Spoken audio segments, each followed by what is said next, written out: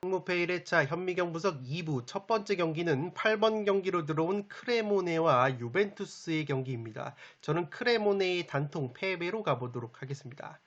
독식을 노려보실 분들은 무승부까지 추천을 드리도록 하겠습니다. 아직 현미경 분석 1부를 보지 않으신 분들은 화면 위로 올라가는 링크를 클릭을 하시면 1부 먼저 시청을 하실 수 있습니다. 통계적인 부분은 시간 관계상 스킵을 하도록 하겠습니다. 화면을 멈추셔서 확인을 해 주시기 바랍니다.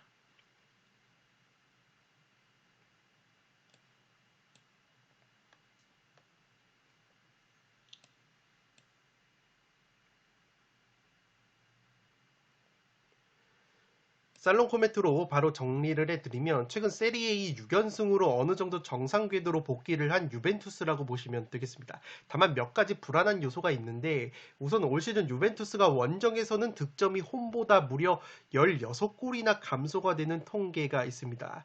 또한 주포 공격수 블라우비치 선수가 부상으로 빠지는 유벤투스이기 때문에 유벤투스 특유의 원정 빈공이 나올 가능성이 있어 보입니다. 이 크레모네라는 팀이 올 시즌 세리에2에서 아직까지 1승이 없는 유일한 팀인데 무승부는 7번으로 세리에2에서 가장 많은 팀이라고 보시면 되겠습니다. 최근 홈에서는 AC 밀란, 우디네세 같은 강팀과도 무승부를 거뒀을 정도로 무자비 면모가 있는 팀이라는 점에서 이 크레모네가 유벤투스의 덜미를 무승부로 잡을 가능성이 어느 정도 있지 않을까 싶습니다. 이 크레모네라는 팀이 실점이 많은 팀인데 그래도 무실점 경기 3경기가 모두 홈 경기에서 나왔다는 점에서 확실히 홈에서만큼은 굉장히 끈적한 모습을 보여준다고 보시면 되겠습니다. 따라서 유벤투스 특유의 원정 빈공과 공격 자원들의 부상 그리고 크레모네의 무자비 면모를 고려하면 독식픽으로는 무승부를 가져가 봄직한 매치라고 보시면 되겠습니다. 다만 제가 유벤투스 사이드로 가는 이유는 이 블라우비치 선수 대신에 나오고 있는 모이스킨이라는 백업 공격수가 최근에 나쁘지 않은 득점력을 보여주고 있고 유벤투스의 원년 에이스였던 측면 자원 키에사가 최근에 부상에서 돌아왔기 때문에 그래도 어느 정도의 공격력은 보여줄 것으로 생각이 됩니다. 무엇보다 유벤투스가 세리에2 최소 실점 짠물 수비를 보여주고 있고 지금 보시는 통계는 세리에2 세트피스 득점 통계인데 유벤투스가 세트피스 득점이 7골로 3위를 달리고 있기 때문에 세트피스 실점이 세리에2에서 6골로 가장 많은 크레모네를 상대로 유벤투스가 탄탄한 수비로 버티다가 꾸역 세트피스 한 방을 꽂아 넣으면서 승리를 가져가는 그림이 그려지지 않나 싶습니다. 8번 경기는 크레모네의 단통 패배로 가는데 독식을 노려보실 분들은 무승부까지 추천을 드리도록 하겠습니다. 9번 경기는 피오렌티나와 몬자의 경기인데 피오렌티나의 단통 승리로 가보도록 하겠습니다.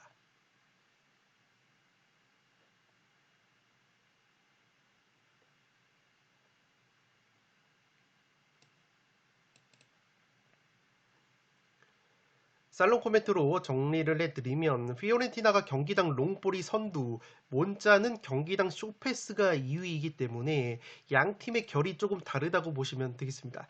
양 팀 모두 점유율이 상당히 높은데 이 피오렌티나가 세리에2 평균 점유율 2등이고 몬자가 3등이기 때문에 양 팀 모두 점유 축구를 표방은 하지만 피오렌티나는 롱볼을 선호를 하고 몬자는 쇼패스를 선호하는 점유 축구라고 보시면 되겠습니다.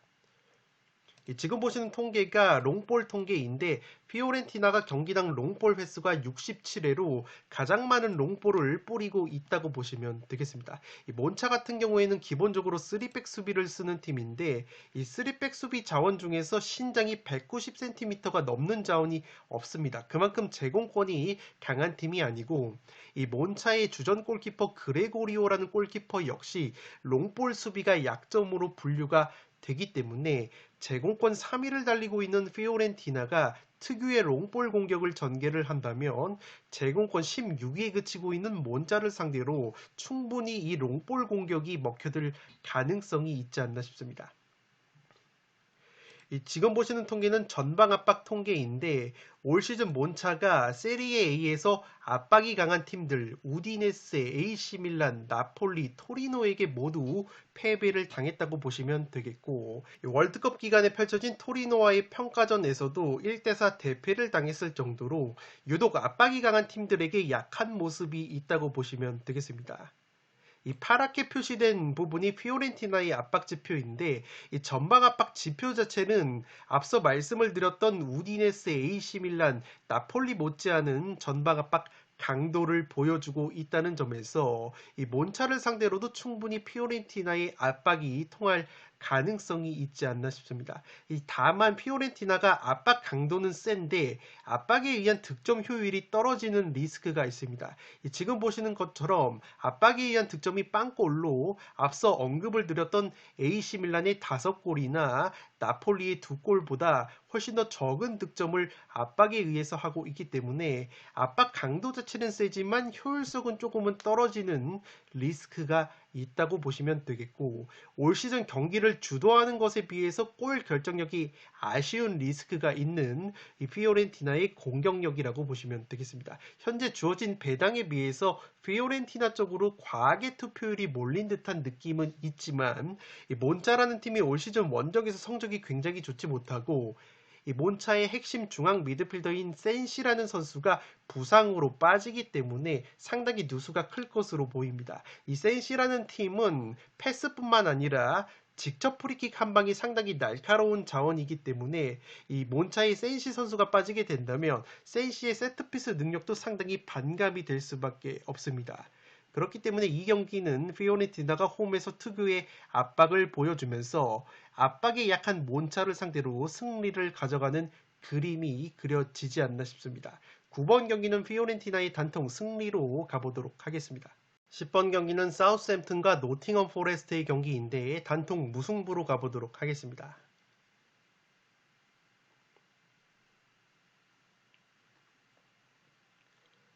살롱 코멘트로 바로 정리를 해드리면 양팀 모두에게 기회가 있는 경기라고 생각이 됩니다. 우선 사우스햄튼은 최근 감독 교체 이후에도 분위기가 좋지 못한데 그래도 고무적이라고 할 수 있는 것은 직전 풀럼전에서 이 사우스햄튼의 미드필더 제임스 워드 프라우스 선수의 프리킥 득점이 터졌다는 점이라고 보시면 되겠습니다. 지금 보시는 통계는 노팅엄 포레스트의 수비 약점인데 가장 큰 약점이 바로 위험 지역에서의 파울이 많다는 점입니다. 앞서 말씀을 드렸던 제임스 워드 프라우스 선수는 프리미어리그에서 오른발 프리킥이 가장 좋은 선수이고 이 노팅엄은 위험 지역에서의 파울이 상당히 많은 팀이라고 보시면 되겠습니다. 지금 보시는 통계 같은 경우에는 이 노팅엄이 직전 첼시전에서의 통계인데 이 박스 부근에서 굉장히 많은 프리킥을 내줬다고 통계 사이트에서 전하고 있기 때문에 만약에 사우스햄튼을 상대로 박스 부근에서 프리킥 기회를 내주게 된다면 한껏 날이 서 있는 워드 프라우스 선수의 오른발 프리킥에 의해서 실점을 하는 그림도 그려지지 않나 싶습니다. 올 시즌 옐로 카드가 3번째로 많은 것이 바로 노팅엄이고 지금 보시는 통계 같은 경우에는 노팅엄의 무게 중심이라고 보시면 되겠는데 홈에서는 이 상대 진영에서 액션이 28%가 이루어지지만 원정에서는 23%로 줄어들 만큼 원정에서는 무게 중심이 더 낮아진다고 보시면 되겠습니다. 그렇기 때문에 이번 사우스햄튼 원정에서 라인이 내려간 상태에서 자기 진영 박스 부근에서 위험지역 파울을 범하게 된다면 워드 프라우스 선수의 오른발 프리킥 한 방이 터질 가능성이 충분하지 않나 싶습니다. 실제 세트피스로도 올 시즌 실점을 7골이나 하고 있는 노팅엄이라는 점에서 사우스햄튼이 충분히 세트피스로 재미를 보는 그림이 그려지지 않나 싶습니다. 올 시즌 노팅엄 같은 경우에는 프리미어리그 원정 성적 꼴찌이고 유일하게 원정에서 1승도 없는 팀이기 때문에 사우스햄튼 입장에서는 반드시 승리를 거둬야 되는 상대라고 보시면 되겠습니다. 반면에 노팅엄 입장에서도 사우스햄튼이야말로 올 시즌 원정 첫 승 제물로 삼을 만한 것이 우선 사우스햄튼이 감독 교체 이후에도 많은 실점을 하면서 연패를 거듭하고 있다고 보시면 되겠습니다. 특히나 사우스햄튼의 이 수비적인 약점은 측면 크로스 방어에 어려움을 겪고 있다는 점인데 이 노팅엄 같은 경우에는 크로스 횟수가 프리미어리그에서 15위로 하위권이지만 그래도 측면에서의 크로스가 주요 공격 루트라고 보시면 되겠습니다. 이 사우스햄튼 역시 노팅엄과 동일하게 많은 세트피스 실점을 하고 있기 때문에 직전 첼시를 상대로 세트피스로 재미를 봤던 노팅엄이라는 점에서 노팅엄 역시 세트피스로 재미를 볼 가능성도 충분하지 않나 싶습니다. 이 전체적인 경기력과 분위기는 오히려 노팅엄이 좋기 때문에 노팅엄이 제 아무리 원정에서 성적이 바닥이라고 할지라도 쉽게 패배를 하는 그림은 그려지지 않는다는 점에서 10번 경기는 단통 무승부로 가보도록 하겠습니다. 11번 경기는 리즈와 웨스트햄의 경기인데 승패로 갈라보도록 하겠습니다.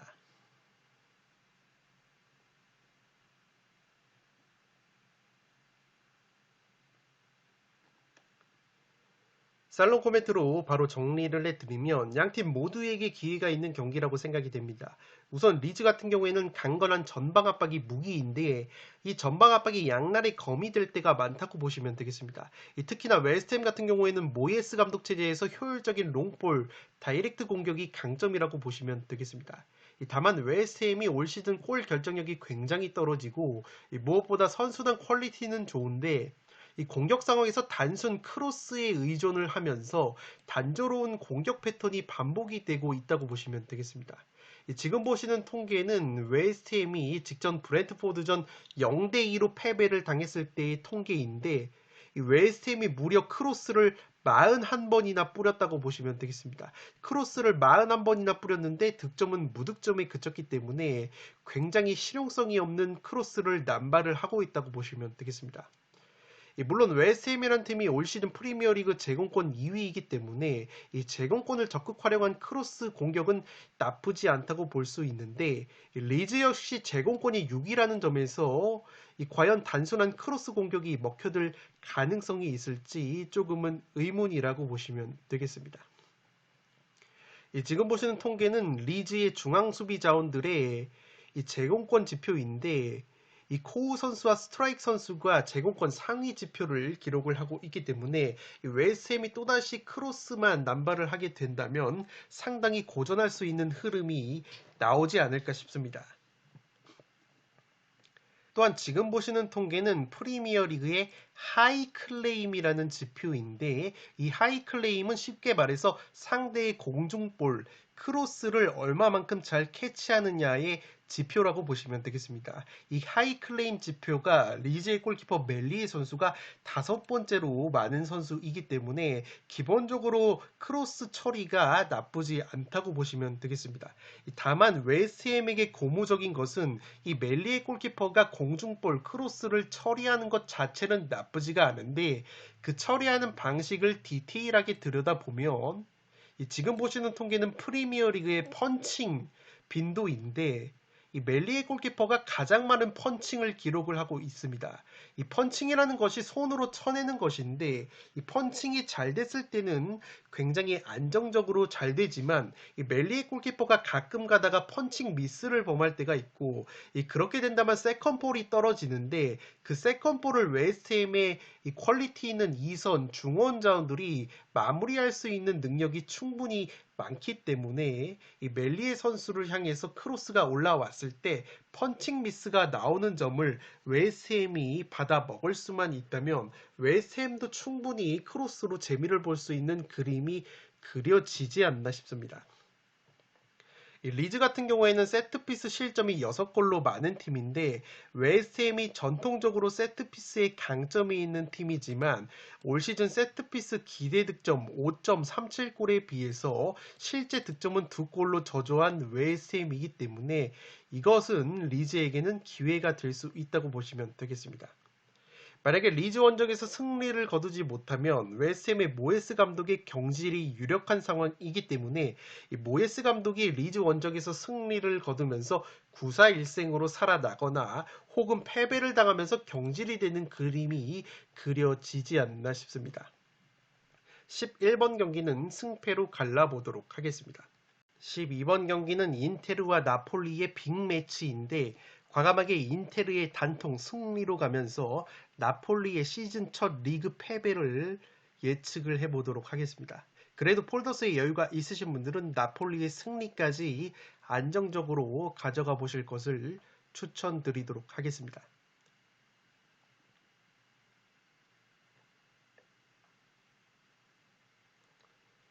살롱 코멘트로 정리를 해드리면 이 경기는 나폴리 쪽 승리까지 투폴로 가져가고 싶지만 이제는 나폴리가 리그에서도 첫 패배를 당할 때가 오지 않았나 싶은 느낌이 들고 있습니다.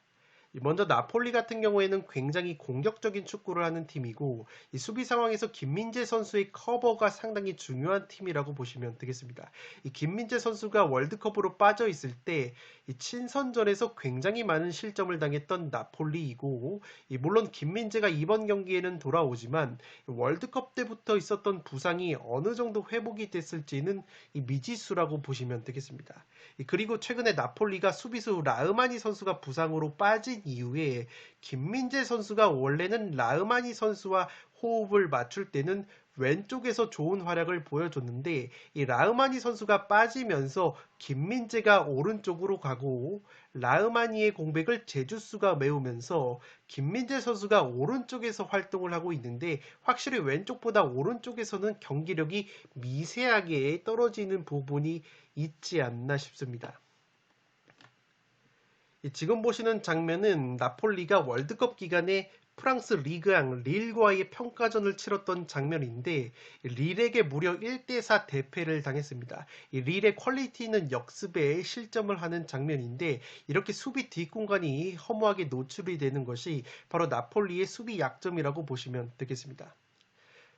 반대로 인테르 같은 경우에는 세리에 A에서 역습이 가장 강력한 팀이라고 보시면 되겠는데 역습 득점이 5골로 인테르가 유벤투스와 함께 역습 득점 1위를 달리고 있기 때문에 나폴리가 무리해서 인테르 원정에서 압박을 가할 경우에는 인테르의 퀄리티 있는 역습에 실점을 하는 그림도 그려지지 않나 싶습니다. 무엇보다 나폴리를 상대로 인테르가 최근에 6경기 3승 3무 무패, 홈에서는 3연승을 달렸을 정도로 나폴리의 천정 면모가 있는 인테르라는 점에서 충분히 인테르의 승리 이변을 노려볼 수 있지 않을까 싶습니다.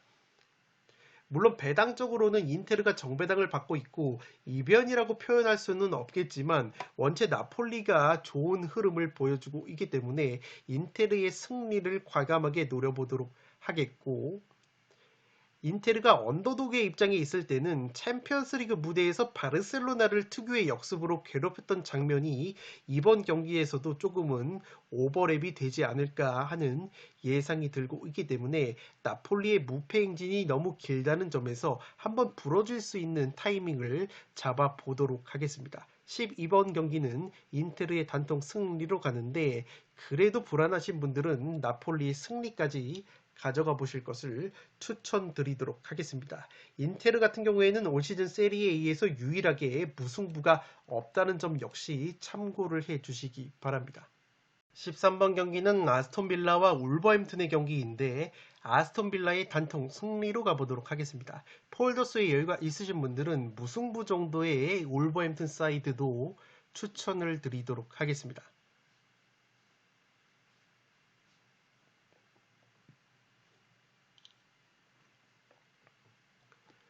살롱 코멘트로 바로 정리를 해드리면 로페테기 감독 부임 이후에 측면 활용이 비약적으로 늘어난 울버햄튼이라고 보시면 되겠습니다.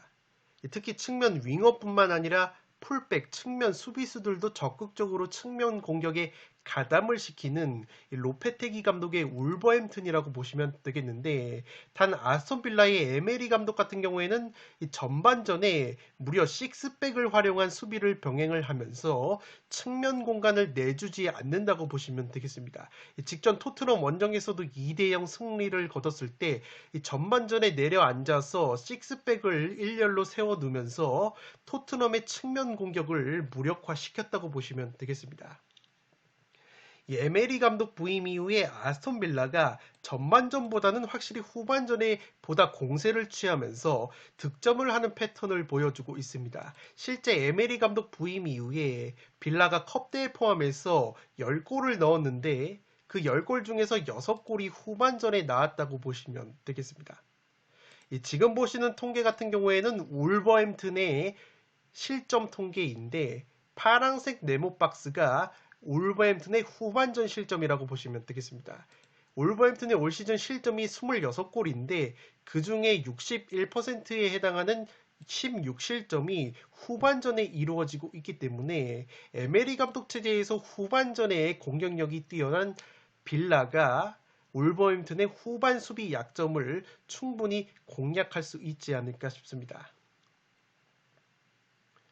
아스톤빌라 같은 경우에는 세트피스 수비에 약점이 있는 팀인데 에메리 감독 부임 이후에 패했던 리버풀전에서도 코너킥 세트피스로만 2실점을 당했다고 보시면 되겠습니다. 다만 울버햄튼은 올 시즌 오픈 플레이 상황에서 득점력은 물론 세트피스 상황에서도 득점이 딱 한 골밖에 없을 정도로 이 공격력이 꼴찌팀이라고 보시면 되기 때문에 과연 아스톤빌라의 약점이라고 할 수 있는 세트피스 수비를 공략할 수 있을지 의문이라고 보시면 되겠습니다.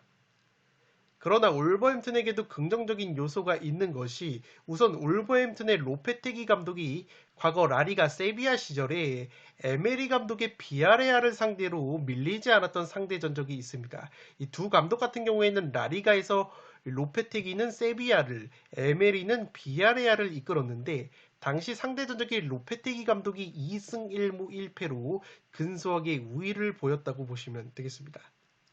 또한 울버햄튼 같은 경우에는 올 시즌 상대 전적에서 강점을 보였던 상대로 좋은 모습을 보여주고 있는데 울버햄튼이 올 시즌 프리미어리그에서 승리를 거둔 팀이 사우스햄튼, 노팅엄, 에버튼인데 이 팀들을 상대로 최근에 울버햄튼이 상대 전적에서 우위가 있었다고 보시면 되겠습니다. 마찬가지로 아스톤빌라를 상대로 최근에 울버햄튼이 상대 전적이 4승 1무 1패로 압도적인 우위가 있었기 때문에 감독과의 상성, 상대 전적의 우위와 팀 간의 상대 전적의 우위까지 고려를 한다면 울버햄튼 사이드도 충분히 노리면서 저력을 기대할 수 있지 않을까 싶습니다.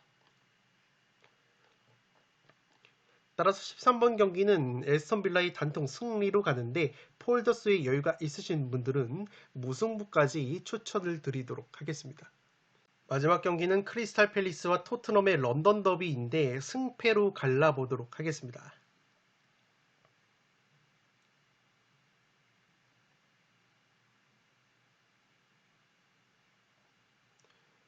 살롱 코멘트로 바로 정리를 해드리면 현재 토트넘의 경기력과 팀의 상태를 고려했을 때 투표율이 너무 몰리인 느낌이 있다고 보시면 되겠습니다. 우선 토트넘으로서는 핵심 자원인 이 클루세스키 선수와 미드필더 벤탄쿠르 선수의 출전 여부가 관건인데 이 두 선수 모두 직전 빌라전에서 부상 여파로 결장이 됐다고 보시면 되겠습니다. 이 클루세스키는 경기 직전에 경미한 근육 부상으로 돌연 결장이 됐고 이 벤탄쿠르는 햄스트링 부상에서 거의 회복이 임박했다는 소식이 있기 때문에 이 두 선수 모두 이번 크리스탈 원정에는 출전 가능성이 그래도 높아 보이지 않나 싶습니다. 이 두 선수가 중요한 것이 이 토트넘의 경우에는 콘테 감독 체제에서 올 시즌 측면 크로스가 주요 공격 루트인데 이 클루셉스키가 빠질 경우에는 오른쪽 측면에서 양질의 크로스가 올라오지 않는 약점이 있다고 보시면 되겠습니다. 또한 미드필더 벤탄쿠르 같은 경우에는 그나마 토트넘의 미드필더들 중에서 창의적인 전진 패스가 어느 정도 가능한 유형이고 최근에는 공격 가담 능력도 좋았던 벤탄쿠르이기 때문에 이 두 선수의 출전 여부가 상당히 중요하고 만약에 이 두 선수가 복귀가 가능하다면 이 크리스탈 팰리스 원정에서도 분위기 반전을 노릴 수 있는 매치라고 생각이 됩니다. 또한 토트넘의 에이스 해리 케인 선수가 크리스탈 팰리스를 상대로는 최근에 5경기 5골 2도움 킬러 면모가 있고 기본적으로 해리 케인이라는 선수가 박싱데이 기간에 득점을 몰아치는 경향도 있기 때문에 해리 케인 선수가 터져준다면 충분히 토트넘도 기대를 걸 수 있는 매치라고 보시면 되겠습니다. 다만 클루셉스키나 벤탄쿠르 이 두 선수 모두 결장이 되거나 둘 중 하나만 결장이 된다고 하더라도 토트넘의 전력 누수가 상당히 심할 것으로 생각이 됩니다. 올 시즌 토트넘이 기본적으로 원정에서 경기력이 떨어지는 팀이고 반대로 크리스탈은 홈 성적이 좋은 팀이기 때문에 홈발을 크리스탈이 받을 만한 매치라고 보시면 되겠습니다. 무엇보다 토트넘이 굉장히 우려스러운 부분이 토트넘 같은 경우에는 올 시즌 프리미어리그에서 세트피스 득점이 10골로 가장 강력한 세트피스를 보유한 팀인데 최근에 치러진 브랜트포드, 아스톤빌라를 상대로는 세트피스 득점이 한 골도 없었다고 보시면 되겠습니다. 심지어 브랜트포드와 아스톤빌라가 세트피스 실점이 각각 7골, 9골로 프리미어리그에서 가장 많은 세트피스 실점을 기록 중인 팀이었는데 이 두 팀을 상대로도 세트피스 득점에 실패를 했다는 것은 상당히 우려스러운 점이고 그 이유로는 최근에 코너킥 키커로 나서고 있는 이 손흥민 선수와 페리시치 선수의 킥 감각이 굉장히 떨어졌다고 보시면 되겠습니다. 이 손흥민 선수는 킥의 궤적이 굉장히 낮게 형성이 되면서 니어포스트 앞에서 수비수에게 막히는 장면이 계속 연출이 되고 있고 페리시치는 확실히 월드컵 경기를 3, 4일 전까지 치르고 왔기 때문에 특유의 정교한 코너킥이 나오지 않고 있다고 보시면 되겠습니다.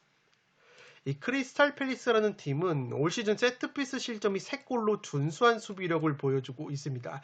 물론 지금 보시는 통계처럼 실점 자체는 3골로 적지만 기대 실점은 6.36골로 프리미어리그에서 네 번째로 높은 세트피스 기대 실점을 기록을 하고 있기 때문에 어느 정도 세트피스 상황에서의 수비 불안감은 있다고 보시면 되겠습니다. 따라서 세트피스 수비 집중력이 살아난 크리스탈을 상대로 토트넘이 또다시 밋밋한 세트피스 킥이 나오게 된다면 상당히 경기를 어렵게 풀 것으로 생각이 되고 있습니다. 또한 올 시즌 프리미어리그 경기에서 런던을 연고로 한 팀들과의 런던 더비 성적이 토트넘이 1승 3무 1패로 그리 좋지 못하다고 보시면 되겠습니다. 이 크리스탈 팰리스 역시 런던을 연고로 하는 팀이고 크리스탈 팰리스가 최근에 홈에서는 토트넘을 상대로 2승 2무 무패를 달리고 있다는 점 역시 크리스탈 사이드도 충분히 가져갈 수 있는 요소라고 생각이 됩니다. 양팀 런던 더비답게 최근 2경기 연속 퇴장자가 발생이 됐고 퇴장자가 나온 쪽이 0대3으로 대패를 당했던 변수까지 존재가 되기 때문에 이 경기는 토트넘의 단통 승리로 가기에는 상당히 불안 요소가 많다고 보시면 되겠습니다. 14번 경기는 승패로 가르면서 2변까지 노려보도록 하겠습니다. 네, 이것으로 승무패 1회차 현미경 분석 1부와 2부 모두 마치도록 하겠습니다. 영상이 도움이 되신 분들은 좋아요와 구독 버튼을 눌러주시면 풋볼살롱 채널에 크나큰 힘이 됩니다. 구독 버튼 옆에 종 모양의 알림 설정을 해주시면 그 누구보다 빠르게 양질의 축구 승무패 프로토 관련 분석 컨텐츠를 만나보실 수 있습니다. 지금까지 풋볼살롱이었습니다. 감사합니다.